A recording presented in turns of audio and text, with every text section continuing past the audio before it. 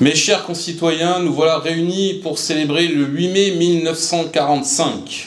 Et c'est à vous, jeunes gens, que je m'adresserai particulièrement cette année, comme les années précédentes, pour vous rappeler la force de la symbolique de cette date. Il ne s'agit pas juste de la signature d'un armistice. Il s'agit d'un événement majeur dans l'histoire de France et dans l'histoire du monde. Le 8 mai 1945 signe la fin de ce qui fut à ce jour le pire conflit que l'humanité ait jamais connu. Un conflit qui a dévasté notre pays, à la fois sur son territoire, mais également dans son âme.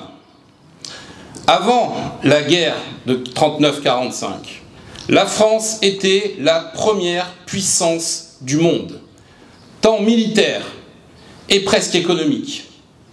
Cette puissance, elle l'avait gagnée lors de la guerre de 14-18, par le sacrifice héroïque de millions de ses soldats.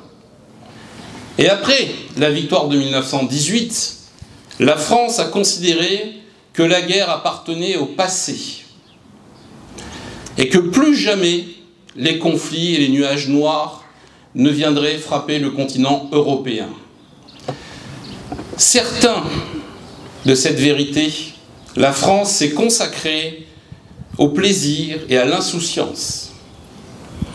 Et il aura fallu, après la défaite de 1940, qu'une poignée d'hommes se dresse à travers le monde pour sauver le drapeau tombé dans le caniveau.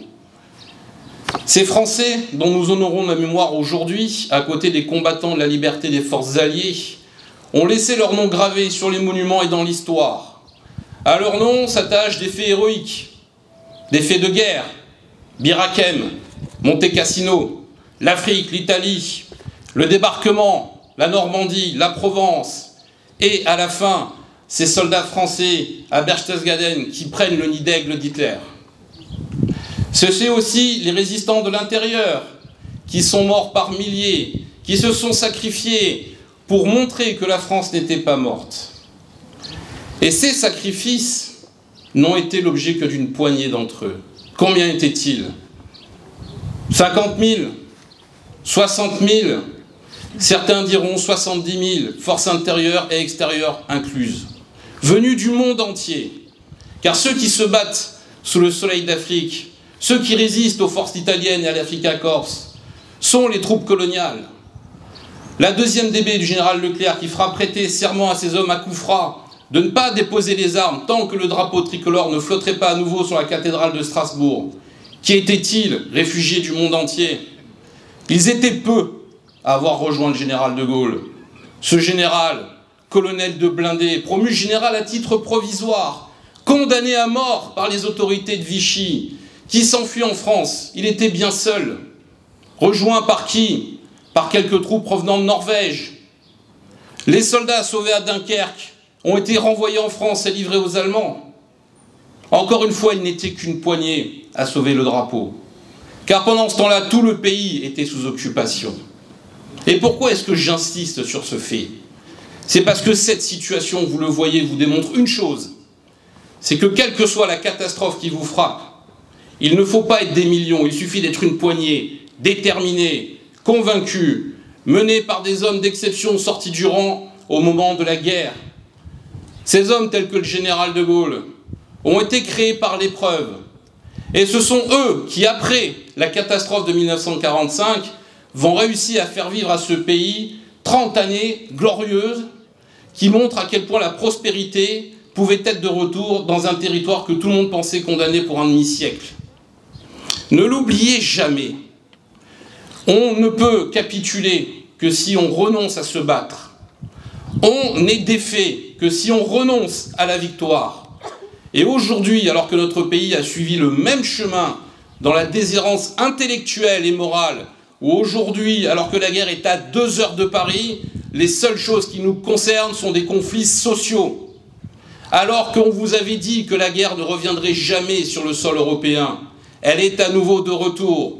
Une guerre conventionnelle, une guerre de haute intensité, qui, comme en 1940, approprie blindés, aviation, artillerie, combat d'infanterie. Tout ça, nos élites nous avaient dit que ça n'arriverait jamais plus, parce que 1945 symbolisait la victoire de la liberté.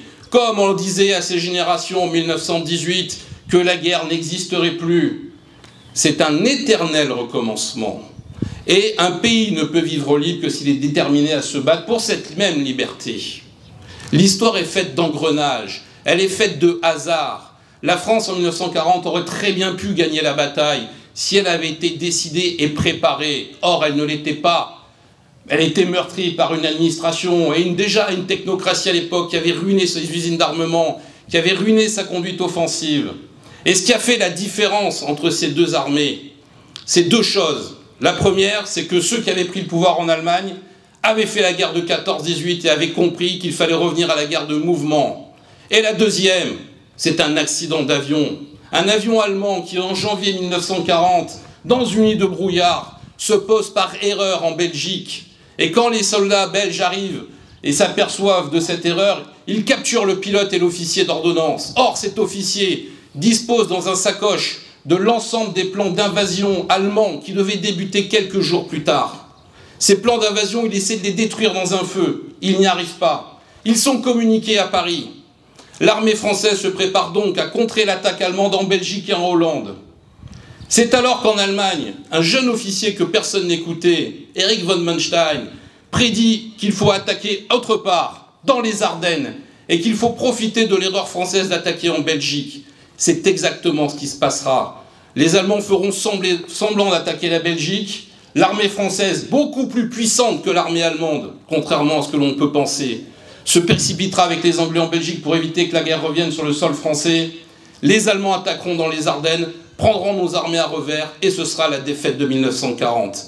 Cette défaite qui a plongé le pays dans 5 années d'occupation, cette défaite qui a rendu possible tous les autres drames, l'Holocauste, l'invasion de l'Union soviétique, dictature sans doute aussi pire que le Troisième Reich, mais avec qui il a fallu s'allier, oubliant au passage les millions de morts qu'elle avait causés, porteur d'une idéologie aussi mortifère que l'idéologie nazie, et qui pourtant aujourd'hui ne bénéficie pas du même traitement, tout simplement parce que alors que l'Union soviétique était l'allié de l'Allemagne nazie jusqu'en 1940, à partir de 1941, elle est rentrée dans le camp des Alliés.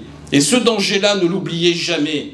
Les idéologies gardent toujours des traces de leur fondement sur les territoires qu'elles ont frappés. Aujourd'hui, la Russie a attaqué l'Ukraine dans une volonté expansionniste et militariste qui prend ses racines dans l'expansionnisme de l'Union soviétique. L'oublier, comme l'ont fait nos aïeux, nous conduira aux mêmes catastrophes. Et c'est pour ça que je tiens à rendre hommage à ceux qui sont ici, aujourd'hui.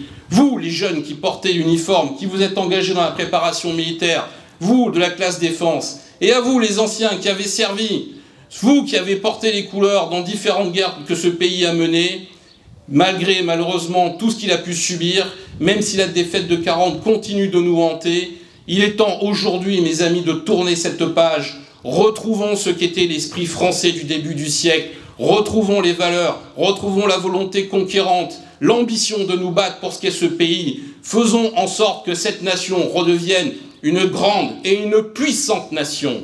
Voilà le message des Français de 1940. Vous n'avez pas besoin d'être légion. Tant que vous serez une poignée, déterminée comme un point d'acier, vous serez à la pointe de cette lance et vous pourrez remporter toutes les batailles, car c'est bien la force du peuple français de toujours se redresser quand il est au fond des abîmes et de toujours remporter ses plus grandes victoires quand il a subi les pires défaites. Nous avons subi de nombreuses invasions, nous nous sommes toujours relevés.